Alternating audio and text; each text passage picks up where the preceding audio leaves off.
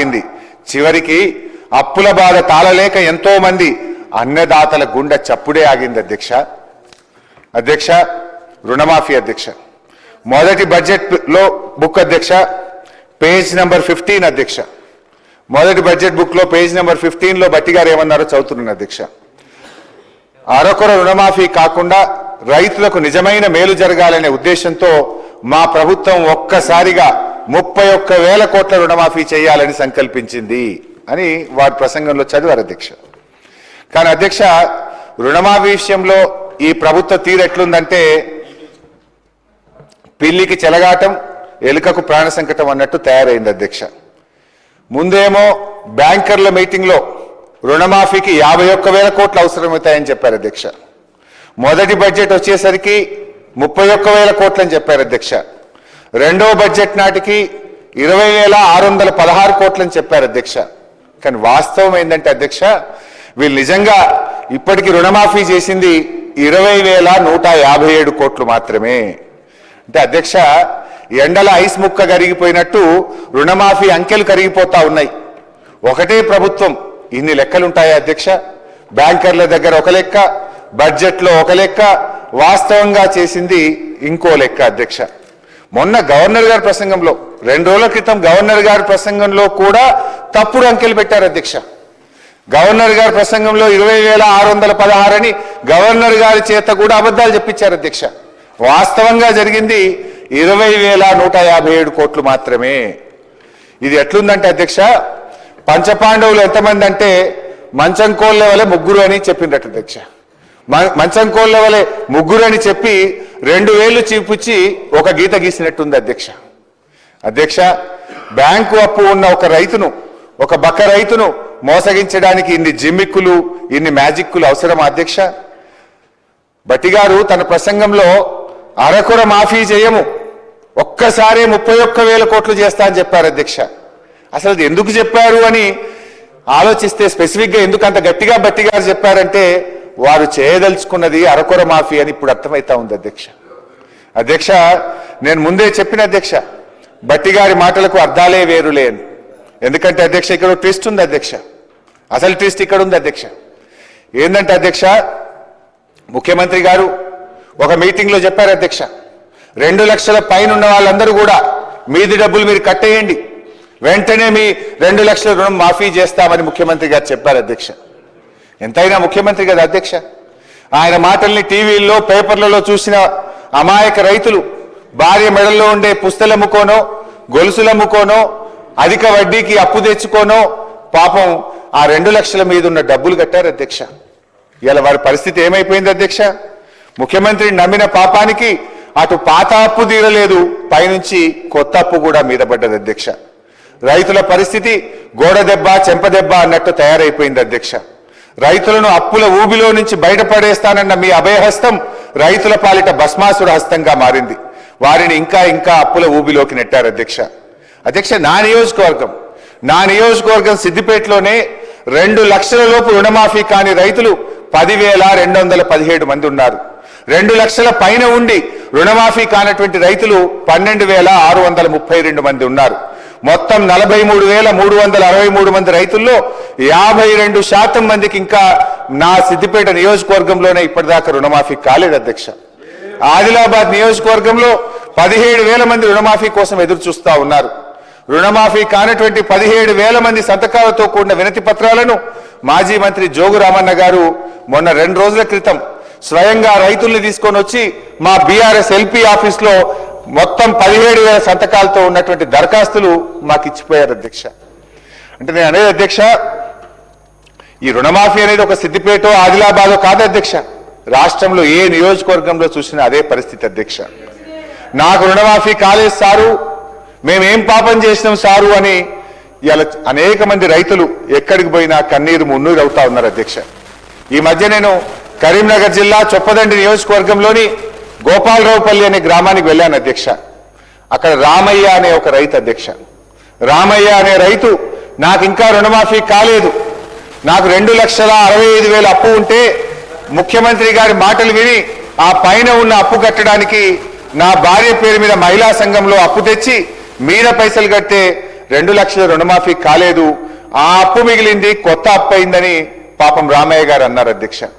అంటే ఇప్పుడు పాత అప్పుకు మీరు కొత్తగా చేయించిన అప్పు రెండింటికి వడ్డీ కడుతుండు పాపం రామయ్య అధ్యక్ష. ఈ సర్కారు పరిస్థితి ఎట్లుందంటే శనిగల్ బుక్కి చేతులు కట్టుకున్నట్టు రుణమాఫీ కథ ముగిసింది పోండి అంటున్నారు అధ్యక్ష. అధ్యక్ష, రుణమాఫీ అంత చేసినాం అయిపోయిందని చెప్తున్నటువంటి కాంగ్రెస్ ప్రభుత్వాన్ని నేను ఛాలెంజ్ చేస్తా ఉన్నా అధ్యక్ష. ముఖ్యమంత్రి గారి నియోజకవర్గం కొడంగల్కి వెళ్దామా, గౌరవనీయులు భట్టి గారి నియోజకవర్గంలోని మధురకు వెళ్దామా, లేదు మా నియోజకవర్గానికి వస్తారా అధ్యక్ష? మీరు చెప్పిన గ్రామానికి మీరు చెప్పిన సమయానికి పోదాం అధ్యక్ష. ఎక్కడ పోయినా కూడా ఇంకా రుణమాఫీ కానటువంటి రైతులు ప్రతి గ్రామంలో వందల సంఖ్యలో ఉన్నారు అధ్యక్ష. మీరు దబాయించవచ్చు, నా నోరు మూయించవచ్చు అధ్యక్ష, కానీ దగాబడ్డ రైతుల కన్నీళ్లకు మాత్రం మీరు సమాధానం చెప్పక తప్పదు అధ్యక్ష. అధ్యక్ష, బడ్జెట్లో అధ్యక్ష గౌరవ భట్టి గారు 2024-25 పుస్తకంలో అధ్యక్ష 15వ పేజీలో ఒక మాట అన్నారు అధ్యక్ష. ఏమన్నారంటే అధ్యక్ష, చేతగానమ్మకు మాటలు ఎక్కువ అన్నట్లు రుణమాఫీలో పూర్తిగా విఫలమైన గత ప్రభుత్వ నాయకులు మా చిత్తశుద్ధిని శంకిస్తున్నారు అన్నారు అధ్యక్ష. ఇప్పుడు నేను అడుగుతా ఉన్న భట్టి గారు, మరి మాటలు ఎక్కువైంది ఎవరికో, చేతగానమ్మ ఎవరో ప్రజలకైతే అర్థమైంది భట్టి గారు, ఇంకా వేరే చెప్పాల్సినటువంటి అక్కర్లేదు అధ్యక్ష. అధ్యక్ష, రైతు భరోసా అధ్యక్ష, ఇలా రైతు భరోసా విషయంలో సమైక్య రాష్ట్రంలో అష్ట కష్టాలు పడ్డటువంటి రైతులకు స్వరాష్ట్రంలో కేసీఆర్ గారు కొండంత అండగా నిలిచారు. 24 గంటల ఉచిత కరెంట్ ఇచ్చారు, సాగునీరు ఇచ్చారు, సమయానికి ఎరువులు విత్తనాలు ఇచ్చారు. ఇంకా ఏదో చెయ్యాలని ఆలోచించి నా తెలంగాణ రైతుకు పెట్టుబడి కోసం ఎవరి ముందు చెయ్యి జాపొద్దని, ఆత్మగౌరవంతో పొలంకు వెళ్లాలని, ఆత్మహత్యలు ఆగాలని రైతు బంధు పథకాన్ని నాడు కేసీఆర్ గారు ప్రవేశపెట్టారు అధ్యక్ష. అధ్యక్ష, ఒకసారి గతాన్ని గుర్తు చేసుకుందాం. కరోనా ఉత్పాతం వచ్చింది, ప్రపంచాన్ని వణికించింది, అంతటా ఆర్థిక వ్యవస్థ కుప్పగూలింది, ఆదాయాలు పడిపోయాయి, ఖజానా ఖాళీ అయ్యే పరిస్థితి వచ్చింది. అయినా సరే ఆనాడు కేసీఆర్ గారు రైతు బంధు సాయం ఆపలేదు, ₹1 కూడా తగ్గించలేదు. కరోనా కష్టకాలంలోనూ కడుపు గట్టుకోనైనా సరే రైతు బంధు ఇచ్చింది నాటి ప్రభుత్వం.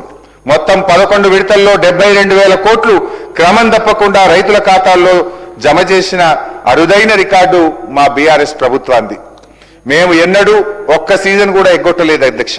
కానీ ఇవాళ ఏం జరుగుతుంది అధ్యక్ష? మార్పు మార్పు అని ప్రజల్ని ఏమార్చినటువంటి వాళ్ళు ఏం మార్పు చేశారో ఇప్పుడు చెప్తాను అధ్యక్ష. ఓటాన్ అకౌంట్ బడ్జెట్ బుక్ అధ్యక్ష 2024-25 భట్టి గారు ఏం చెప్పారంటే అధ్యక్ష,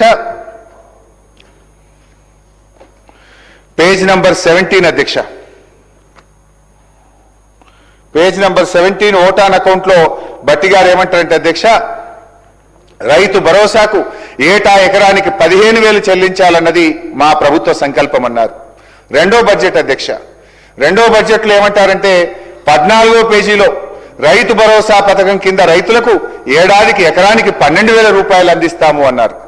ఓటాన్ అకౌంట్ లో 15,000 అన్నారు, మొదటి బడ్జెట్లో 15,000 అన్నారు, రెండో బడ్జెట్కి వచ్చేసరికి ఎకరానికి 12,000 ఇస్తామని చెప్పి భట్టి గారు సెలవిచ్చారు అధ్యక్ష. అంటే ఒక్కొక్క పేజీ తిప్పుతుంటే ఒక్కొక్క 1000 కరిగిపోతా ఉంది అధ్యక్ష. ఒకసారి మేనిఫెస్టోలో కూడా ఏమన్నారో చూద్దాం అధ్యక్ష. మేనిఫెస్టోలో వీళ్ళు ఏమన్నారు అధ్యక్ష, ప్రతి రైతుకు ప్రతి ఎకరానికి 15,000 రూపాయలు ఇందిరమ్మ రైతు భరోసా పథకం కింద ఇస్తామన్నారు అధ్యక్ష. నేను అడుగుతున్న అధ్యక్ష, భట్టి గారు ఇదేనా మీ సంకల్ప బలం?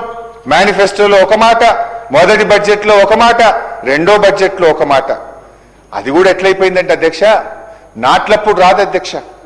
అధ్యక్ష, వీళ్ళ తీరు ఎట్లుందంటే కేసీఆర్ గారు ప్రవేశపెట్టిందేమో అగ్రికల్చర్ ఇన్వెస్ట్మెంట్ సపోర్ట్ స్కీమ్, వ్యవసాయ పెట్టుబడి సాయం, కానీ కాంగ్రెస్ ప్రభుత్వం దాన్ని ఎలక్షన్ ఇన్వెస్ట్మెంట్ సపోర్ట్ స్కీమ్ గా మార్చింది అధ్యక్ష.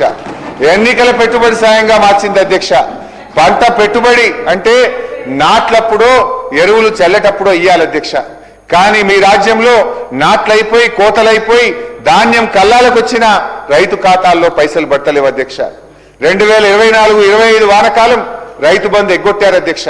2024-25 యాసంగి రైతు బంధు సగం సగమే ఇచ్చారు అధ్యక్ష. 2025-26 యాసంగి రైతు బంధు నిన్న ఇచ్చారు అధ్యక్ష, అది కూడా ఒక్క ఎకరానికే పరిమితం చేశారు అధ్యక్ష. బడ్జెట్ పుస్తకాల్లో పేజీలు నిండుతున్నాయి కానీ రైతుల ఖాతాల్లో పైసలు పట్టలేవు అధ్యక్ష. అధ్యక్ష, ఆనాడు రేవంత్ రెడ్డి గారు ఏమన్నారు అధ్యక్ష, రెండు పంటలకే రైతు బంధు ఇవ్వడం ఏంది దద్దమ్మా, 3 పంటలకు ఇవ్వాలి అన్నారు అధ్యక్ష. అధ్యక్ష, ఏమైంది? 3వ పంట దేవుడెరుగు. ఉన్న 2 పంటల్లో ఒకదానికి పాతరేసిండ్రు. ఇప్పుడు ఆ దద్దం ఎవరో వారి విజ్ఞతకే వదిలేస్తున్న అధ్యక్ష. సీజన్కు 9,000 కోట్లు అనుకున్నా ఇప్పటి వరకు రైతు భరోసా కింద మీరు పడ్డ బకాయిలు 19,000 కోట్ల రూపాయలు అధ్యక్ష. ఇక్కడే ఒక టెక్నిక్ ప్రయోగించింది అధ్యక్ష. ఇప్పుడు ఏమనంటే 20,000 రుణమాఫీ చేసినామన్నారు, 19,000 కోట్ల రైతు బంధు ఎగ్గొట్టిండ్రు, గా పైసలు తెచ్చకి రుణమాఫీ చేసినా మీకు అయిపోయింది అంటున్నారు అధ్యక్ష. అంటే రుణమాఫీ గుండుసున్న అధ్యక్ష. 24-25 వానకాలం రైతు బంధు, 24-25 యాసంగి రైతు బంధులో సగం, ఇప్పుడు 25-26 రైతు బంధులో 1 ఎకరానికే ఇచ్చారు. మొత్తంగా 18-19 వేలు రైతు బంధులో రైతులకు ఎగ్గొట్టారు. దాన్నే తెచ్చి రుణమాఫీ చేసినామని చెప్పి ఇలా మాయ మాటలతో రైతుల్ని మభ్యపెట్టే ప్రయత్నం చేస్తున్నారు అధ్యక్ష. కుడి చేత్తో గుంజుకొని ఎడమ చేత్తో ఇచ్చినట్టు చేస్తున్నారు అధ్యక్ష. ఇది వీళ్ళు చేసినటువంటి రుణమాఫీ అధ్యక్ష. నాడు కేసీఆర్ పాలన అంటే రైతు బంధు పాలనని, నేడు యనుమల వారి పాలన అంటే ఎగవేతల పాలనగా మారిపోయింది అధ్యక్ష. నాడు రైతుల ఖాతాల్లో నిధుల వరద, నేడు రైతుల కళ్ళల్లో కన్నీళ్ల వరద అధ్యక్ష. అధ్యక్ష, రైతు భరోసాని నమ్మించి ఈరోజు 19,000 కోట్ల రూపాయలు 3 పంటల మీద రైతాంగానికి ఇవ్వకుండా మోసం చేసిన విషయం అధ్యక్ష. అధ్యక్ష, నేను ఒకటే అడుగుతా ఉన్నా, మీరు ఇచ్చిన మాట ప్రకారంగా మేనిఫెస్టోలో చెప్పిన విధంగా, మొదటి బడ్జెట్లో చెప్పిన విధంగా రైతు భరోసా 15,000 రూపాయలకి ఎప్పుడు పెంచుతారో, మరి మీరు బకాయి పడ్డ 19,000 రైతు బంధు డబ్బులు ఎప్పుడు ఇస్తారో చెప్పాలని చెప్పి గౌరవనీయులు భట్టి గారిని కోరుతా ఉన్న అధ్యక్ష. అదేవిధంగా బోనస్ విషయంలో అధ్యక్ష, మొదటి బడ్జెట్ 2024-25 19వ పేజీలో బోనస్ గురించి బోలెడు మాటలు చెప్పారు అధ్యక్ష. రాష్ట్రంలో సన్న రకం వరి ధాన్యాల సాగును ప్రోత్సహించడానికి ప్రభుత్వం 33 రకాల వరి ధాన్యాలను గుర్తించిందని, వాటిని పండించే రైతుకు క్వింటాలకు 500 రూపాయల బోనస్ ఇవ్వాలని నిర్ణయించినట్టుగా బడ్జెట్ ప్రసంగంలో చెప్పారు అధ్యక్ష. మేనిఫెస్టోలో అన్ని పంటలకు అన్నారు, మొదటి బడ్జెట్లో సన్నాలకు పరిమితం చేశారు. ఆ సన్నాలు కూడా ఒక్క వానకాలానికే పరిమితమైంది అధ్యక్ష. 2024-25 యాసంగి సన్నాలకు 1,161 కోట్ల రూపాయల బోనస్ ఈ ప్రభుత్వం ఇవ్వకుండా రైతుల్ని దగా చేసింది అధ్యక్ష. అంటే మార్పు అంటే మడమ తిప్పు అనేటువంటి విధానాన్ని ఇవాళ అమలు చేస్తా ఉన్నారు అధ్యక్ష. రాజ్యాంగం సాక్షిగా చట్టసభల్లో ప్రవేశపెట్టిన బడ్జెట్ ప్రసంగానికి ఒక పవిత్రత ఉంటుంది అధ్యక్ష. కానీ బడ్జెట్లో చెప్పింది, ఆర్థిక మంత్రి గారే స్వయంగా అసెంబ్లీలో చెప్పినటువంటి బడ్జెట్ ప్రసంగంలో చెప్పిన మాటలే అమలు కాకపోతే ఇంకా ఈ బడ్జెట్కి ఏం అర్థం ఉంటుంది అధ్యక్ష? నాకైతే ఐఎమ్ ఫీలింగ్ అషేమ్డ్ అధ్యక్ష. అంటే బడ్జెట్ శాంటిటీనే ఈరోజు దెబ్బతీస్తున్నటువంటి పరిస్థితి అధ్యక్ష. మొత్తంగా ఈ బడ్జెట్ ప్రసంగాలు చూస్తూ ఉంటే వీరి సంకల్పంలో ప్యూరిటీ లేదు, వీళ్ళు చెప్పే మాటల్లో క్లారిటీ లేదు, బడ్జెట్ ప్రసంగాల్లో శాంటిటీ లేదు, బడ్జెట్లో చెప్పిన మాటలు అమలు చేస్తారన్న గ్యారంటీ లేదు అనేటువంటిది అర్థమైతా ఉంది అధ్యక్ష. మేనిఫెస్టోలో ఒకటి రాస్తారు, బడ్జెట్లో ఒకటి చదువుతారు, క్షేత్రస్థాయిలో మరొకటి చేస్తున్నారు అధ్యక్ష. అందుకే ఈ బడ్జెట్లు no purity, no clarity, no surety government అధ్యక్ష. ఇది అధ్యక్ష, మిమ్మల్ని నమ్మిన రైతుల్ని ఆగం చేయడానికి ఎందుకు ఇన్ని ఎత్తుగడలు? ఇదేంటి అని అడిగితే రైతుల చేతులకు బేడీలు వేస్తారు, ప్రతిపక్షాలను నిలదీస్తే ప్రతిపక్ష నాయకుల మీద కేసులు బనాయిస్తారు అధ్యక్ష. భట్టి గారు, నేను మిమ్మల్ని సూటిగా అడుగుతా ఉన్నా అధ్యక్ష, అసలు ఇప్పుడు ఈ యాసంగి పంటకైనా బోనస్ ఇస్తారా ఇవ్వరా?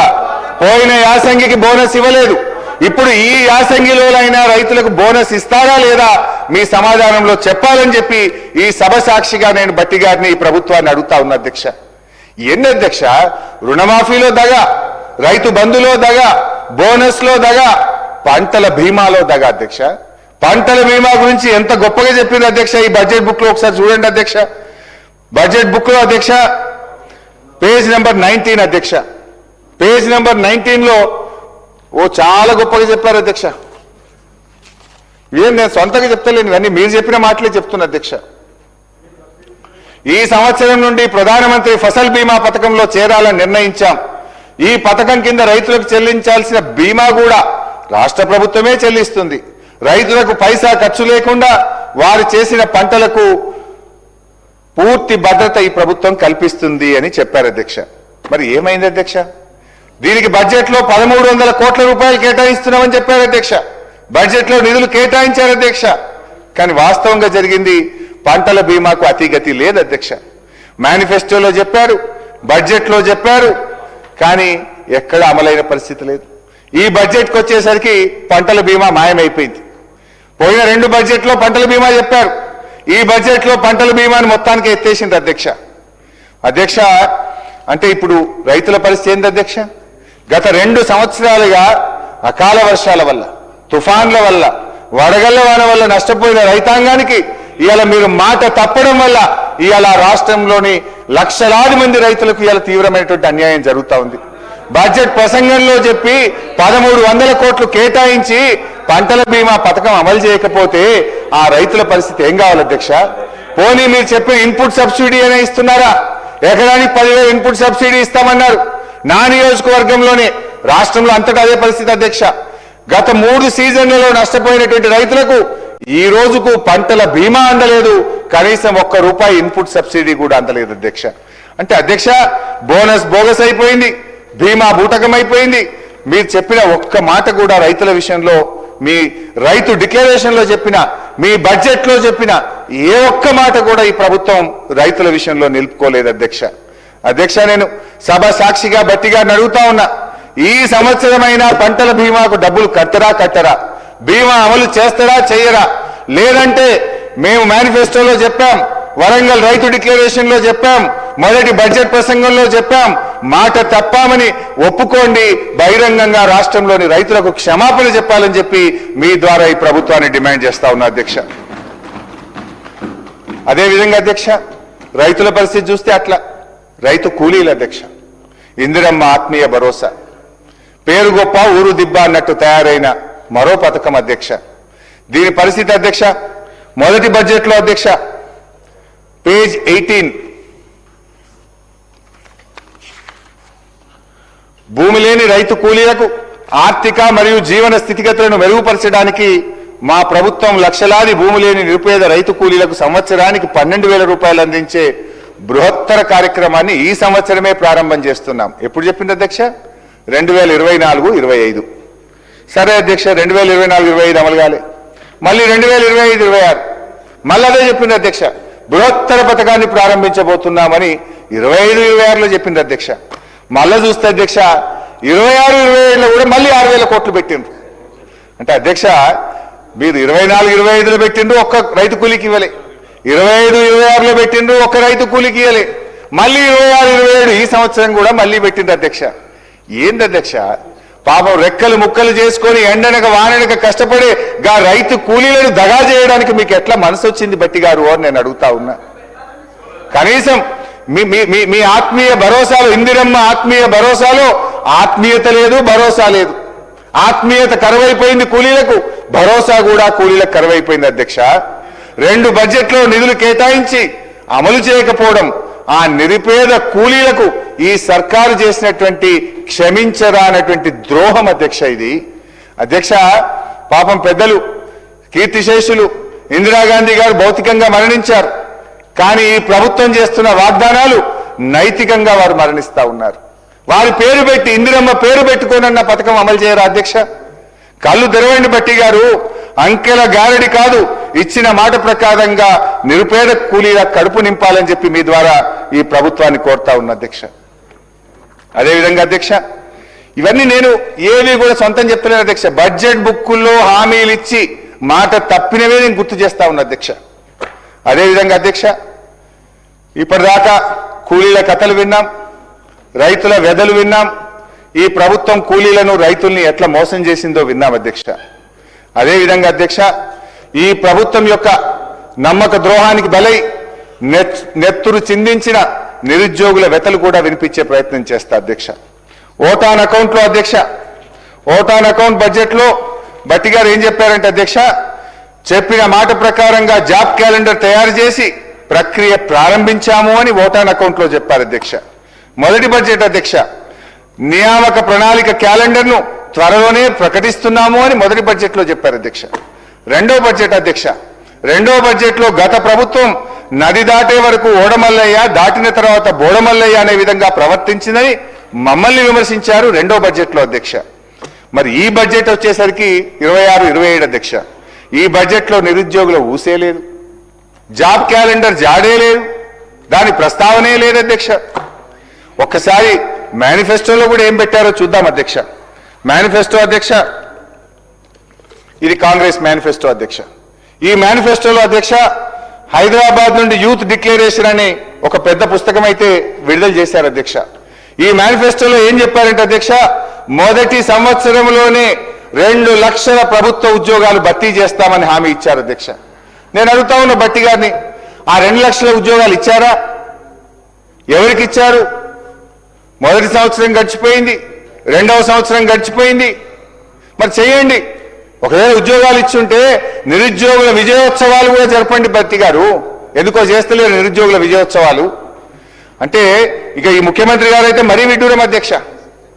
నిరుద్యోగులకు ఉద్యోగాలు ఎక్కువైపోయి ఇక నోటిఫికేషన్లు చాలు అంటున్నారని చెప్పి సెలవిస్తారు ఆయన. పోదామా మరి?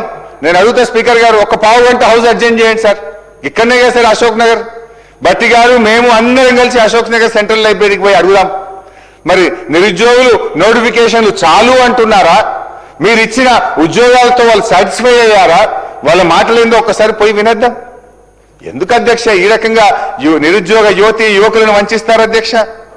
నాడు ఓట్ల కోసం అశోక్ నగర్ సెంట్రల్ లైబ్రరీ చుట్టూ తిరిగారు. నిరుద్యోగుల మెడలో కాంగ్రెస్ కండువాలు వేసి జిల్లాల్లో వారిని తిప్పి ప్రచారం చేయించుకున్నారు.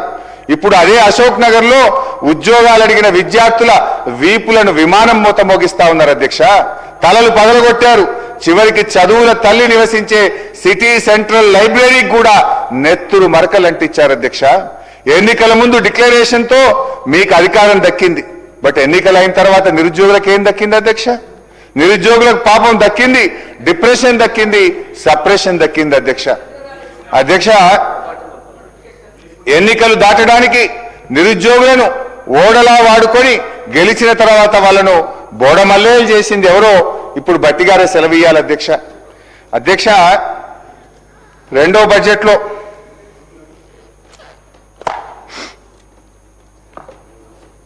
25-26 అధ్యక్ష, 2వ బడ్జెట్లో ఒక మంచి కవిత చదివారు అధ్యక్ష. భట్టి గారు మా మీద చదివారు, 29వ పేజీ అధ్యక్ష.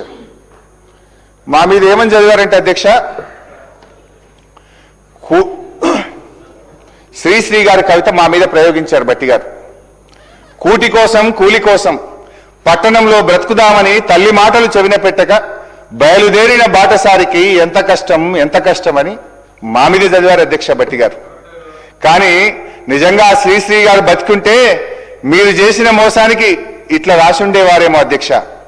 రాహుల్ గాంధీ మాటలు నమ్మి, ప్రియాంక గాంధీ భాష నమ్మి కాంగ్రెసు కోటేసిన నిరుద్యోగికి ఎంత కష్టం ఎంత కష్టం. ముఖ్యమంత్రి ఢిల్లీ బాయే, జాబులేమో రాకపాయే, కడుపు మండి ర్యాలీ తీస్తే లాఠీ చార్జీ చేసుడాయే, తలలు పగిలి నెత్తురాయే, అశోక్ నగరే చిత్తడాయే, కాంగ్రెసు కోటేసిన నిరుద్యోగికి ఎంత కష్టం ఎంత కష్టం. భట్టి గారు, సరే ఇప్పుడు నేను ఇప్పుడే ఒక మాట అన్నాను అధ్యక్ష.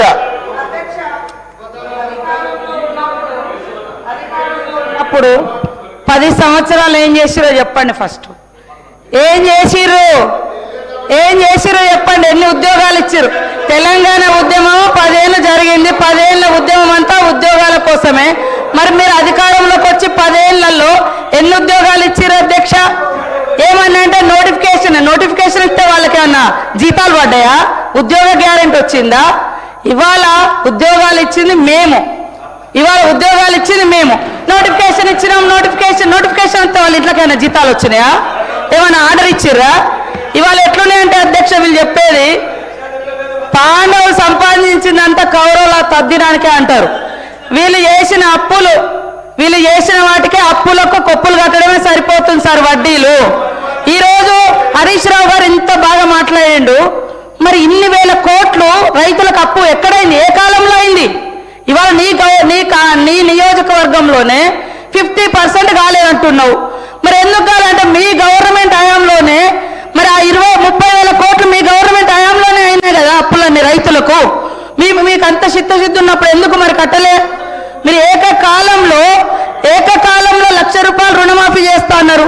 ఏడ చేసిరు అంటున్నా. చేస్తే మేము వచ్చి 6 నెలల తర్వాత వెంటనే రైతు రుణమాఫీ అయింది. 6 నెలల్లో చేసుకున్న అప్పు కాదు కదా రైతులది. ఇవాళ యాసలు ప్రాసలు ఇప్పుడు బాగా మాట్లాడుతున్నారు సార్. మేము 2.5 ఏళ్ళకే మీకు అంత బాధ అవుతుంది. 10 ఏళ్ళు ఏం చేసారో లెక్కలతో సహా చెప్పండి.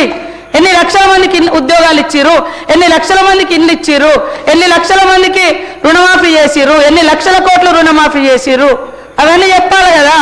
అవి చెప్పకుండా ఎంతసేపు మేము గొప్ప మేము గొప్ప. మీరు గొప్ప అయితే మీ సొంత నియోజకవర్గం రైతులే అనేక మంది మీ హయాంలోనే చాలా మంది చనిపోయారు. అదేవిధంగా ఇప్పుడు మీరు చెప్తున్నారు కదా ఇన్ని వేల కోట్ల అప్పు ఉంది మీ నియోజకవర్గంలో అని. మరి ఎందుకు చేసుకోలేకపోయారు అధ్యక్ష? ఫైనాన్స్ మినిస్టర్గా ఉన్నారు, మీ గవర్నమెంటే ఉంటుంది. ఇవాళ కేవలం రాళ్ళేసుడు మేము గొప్ప. మీ బాధ అంతా హరీష్ అన్న, మీ బాధ అంతా అధికారం పోయిందని అంతే తప్ప ఇంకోటి కాదు. అయ్యో అనకమ్మా, 10 ఏళ్ళు ఇక్కడ అనుభవించారు, నువ్వు అక్కడ పోయినావు అధికారం అనుభవించి దొరసారి ఏమంటే కాంగ్రెస్ నాకు ఏం చేసింది బాగా అనిపించింది మాలాంటి వాళ్ళకి. వాళ్ళ వీడియోలు చూస్తుంటే కాంగ్రెస్ ఏం చేసిందా? ఇవాళ మాట్లాడడానికైనా మనం చేసింది మనం గొప్పగా చెప్పుకోవాలి. చేసిన దాని మీద కూడా మన్ను పోసుడు గొప్ప కాదు. చేసింది కూడా మన్ను పోసి మేము ఎక్కడుంటే అక్కడ గొప్ప అని చెప్పుకోవడం కాదు. ఎస్ మా హయాంలో నేను ఉన్నప్పుడు కూడా చేసిన, ఇప్పుడు చేయలేకపోయినాం అని చెప్పుకోవాలి. కానీ సీటు మారగానే చరిత్ర అంతా చేంజ్ అయిపోతుందా అధ్యక్ష? చేంజ్ అయిపోతుందా? అట్లా ఉంది. కాబట్టి వాళ్ళ బాధ నిజంగా ప్రజల మీద ఉంటే 10 ఏళ్ళు వచ్చే టైం మీకు. మరి ఇవన్నీ మీరు చేసి ఉంటే మేము ఇవ్వాల్సిన పేదరికం ఇంతెందుకు, మేము ఇవన్నీ చేస్తామని ఎందుకు ఒప్పుకునే వాళ్ళం? మీరు చేసిన అప్పులన్నీ కూడా ఇవాళ అప్పులకు వడ్డీలు ఇవే సరిపోతున్నాయి. అయినా మేము చేస్తున్నాం. ఇవాళ రాష్ట్రంలో ఉన్న 1.5 కోటి మంది పేదలకు ఇవాళ సన్నబియ్యం ఇస్తుంటే మీరు ఓర్వలేకపోయారు. ఇవాళ మేము ఇందిరమ్మ బీమా జీవిత బీమా పెడితే ఓర్వలేకపోతున్నారు. ఏం ఓర్వలేకపోతున్నారు? బాధ అంతా మీకు బాధ ఉంది తప్ప పేదోడికి ఇల్లొస్తే మీకు సంతోషం లేదా? మీరు ఇయ్యరైతురి. మీరు ఎన్ని ఇళ్ళు ఇచ్చే 10 ఏళ్లలో ఎన్ని ఇళ్ళు ఇచ్చి చెప్పండి. మేము ఈ 2 ఏళ్లలో ఎన్ని ఇచ్చినాం మేము చెప్తాం. మరి చెప్పకుండా కేవలం మట్టి పోసుడు దుమ్ము పోసుడు కాదు. మీరు చేసే చెప్పుకుంటూ మేమేం చేయాలో అది చెప్తే బాగుంటుందని కోరుతా ఉన్నా అధ్యక్ష. అధ్యక్ష, ఇప్పుడు ఆ రోజు మేము బడ్జెట్ ప్రవేశపెట్టినాము, దాని మీద చర్చ జరిగింది, బిల్లు పాస్ అయింది, దాని మీద ప్రజలు తీర్పు ఇచ్చిండ్రు. దట్స్ ఓవర్ అధ్యక్ష. ఇప్పుడు మీరు బడ్జెట్ ప్రవేశపెట్టిండ్రు, మీ బడ్జెట్ మీద మేము మాట్లాడుతున్నాం. మా బడ్జెట్ మీద మాట్లాడదామంటే టైం పెట్టండి, గత బడ్జెట్ మీద డిస్కస్ చేద్దామంటే ఇంకొక రోజు ఫుల్గా మాట్లాడదాం అధ్యక్ష. 2.5 ఏళ్ళు అయినాక ఇంకా మీ కథ, మీ బడ్జెట్, మీ లెక్కలు అని చెప్పుకుంటా ఇంకా ఎంతకాలం గడుపుతారు అధ్యక్ష? ఇప్పుడు చర్చ జరుగుతున్నది బట్టి గారు ప్రవేశపెట్టిన బడ్జెట్ మీద. డెఫినెట్గా దాని మీద మాట్లాడతాం కదా అధ్యక్ష. మీరు మా బడ్జెట్ మీద మాట్లాడదామంటే పెట్టండి. మా బడ్జెట్ అప్పుడు మేము పెట్టినాము, మీరు మాట్లాడినరు, బడ్జెట్ పాస్ అయింది, ఓటింగ్ జరిగింది, దాని మీద ప్రజలు తీర్పు ఇచ్చిండ్రు. నవ్వు మీరు చెప్పింది కదా మేము ఇన్ని చేస్తాం అన్ని చేస్తామని చెప్పినప్పుడు ప్రధాన ప్రతిపక్షంగా ప్రజల గొంతుకై ప్రజల పక్షాన ప్రశ్నించడం మా బాధ్యత అధ్యక్ష. ఇప్పుడు రుణమాఫీ ఎందుకు కాలేదంటుండ్రు? మీ నాయకుడే చెప్పింది కదా, కేసీఆర్ గారు 2 లక్షలు చేసిండని సంతోషపడుకుండ్రి, ఉరుకుండ్రి, మళ్ళా తెచ్చుకోండి, లైన్ కట్టుండ్రి, బ్యాంకుకు పోండి, మళ్ళా తెచ్చుకోండి, నేను రాగానే 7 తారీఖే మాఫీ చేస్తా అని చెప్పింది కదమ్మా. నీ మాట నమ్మే ఉరికి తెచ్చుకున్నారు.